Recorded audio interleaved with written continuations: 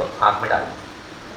जो ही महाराज जी ने ऐसी आँख की तो उसने, अब डालना तो चाहिए था ईमानदारी से एक बूंद, पहुँचती है कि एक डब्बी पूरी डालना है, पर भक्ति का अतिरेक होता है तो बिना देखे बिना सोचे और ऐसी कर दी।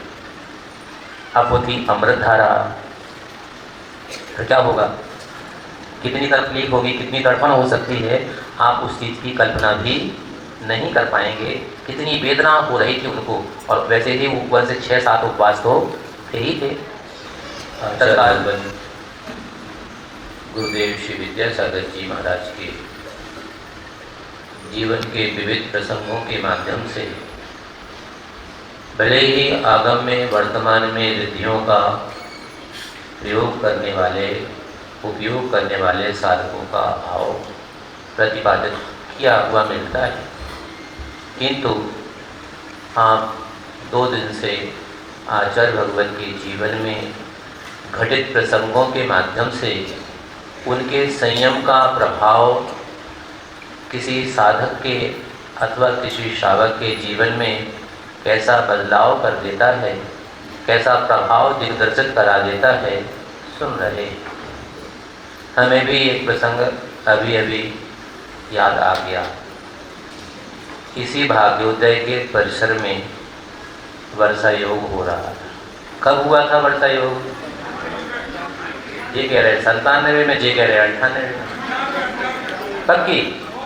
अच्छा, तो तुम्हारी बात सही भैया, खबर तो तुम्हें सामने है। तो सन 98 में वर्षा योग चल रहा था, और संयोग से वर्षा योग के दौरान एक विशेष पर्व आता है। कौन सा पर्व आता है जो 10 दिन तक मनाया जाता? 10 लक्षण पर्व होता है। गलती अभी वर्तमान के हम सबके जो संघ के नायक हैं, उस समय तो वो मुनिराज थे। कौन हैं? आचार्य भगवान श्री समय सागर जी महाराज। उसमें मुनिराज श्री समय सागर जी थे, निर्यापक भी नहीं थे उस समय। तो उन्होंने भी मानस बनाया होगा, क्योंकि पूत के लक्षण पालने में होते हैं।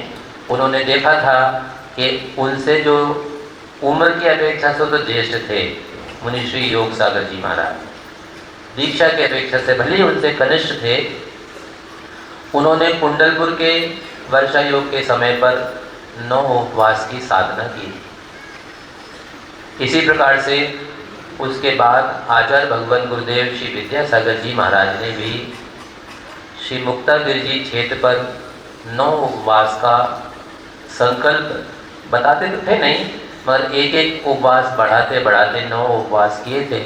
शायद यही मनोभावना रख करके मुनिराज श्री समय सागर जी महाराज भी संकल्पित हो रहे थे, क्योंकि उनको पता था कि आचार्य श्री एक साथ 10 उपवास तो देने वाले हैं नहीं, तो अपन भी रोज एक एक उपवास का संकल्प करते जाते थे। करते गए, करते करते 7वां दिन था।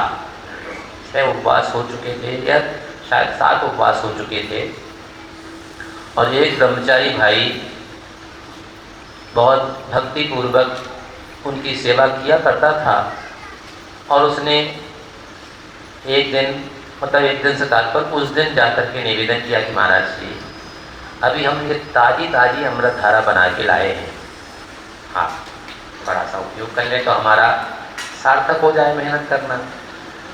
महाराज श्री कुछ पाठ का अनुष्ठान करना चाहते थे, उन्होंने कहा अभी आवश्यक है। महाराज श्री थोड़ा अभी आवश्यक है, महाराज जी थोड़ा तो लगा दो, एक काम करो अभी हम पाठ कर लेते हैं, इसके बाद लगा दें। एक काम करो, वहाँ पट्टी पर रख दी, पाठ पूरे हो गए। महाराज जी अब लगा दें, अभी आवश्यकता नहीं है। एक काम करो, तुम्हारी सेवा करने की भावना है ना, देखो वहाँ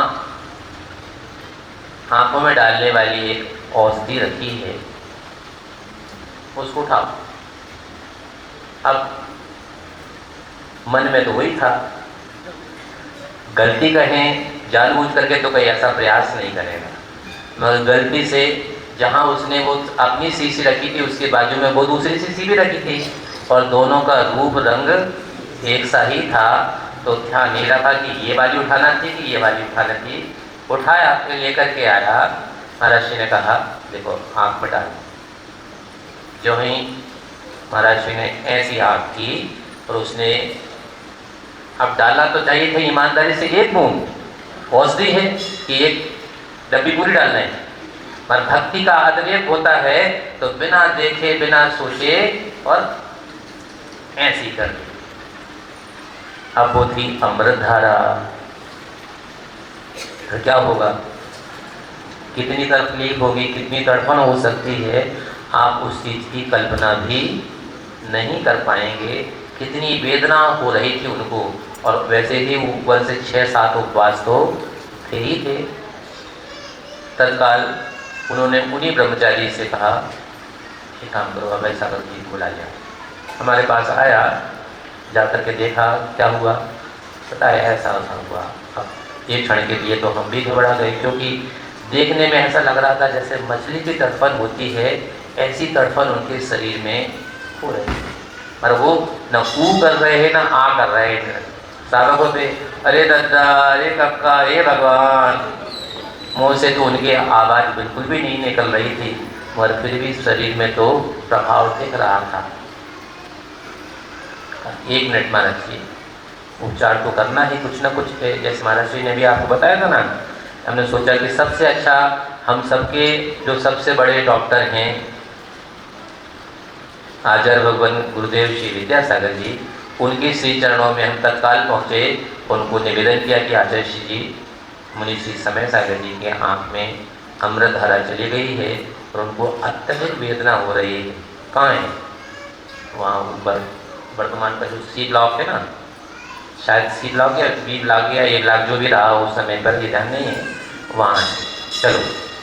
आचार्य श्री भगवान तत्काल उठे, पीछे हाथ में ली और आ गए। देखा घबराओ नहीं, सब ठीक हो जाए।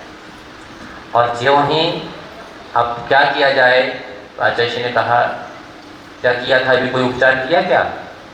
कोई उपचार नहीं। अपने पास यहाँ किसी के पास देसी घी है क्या?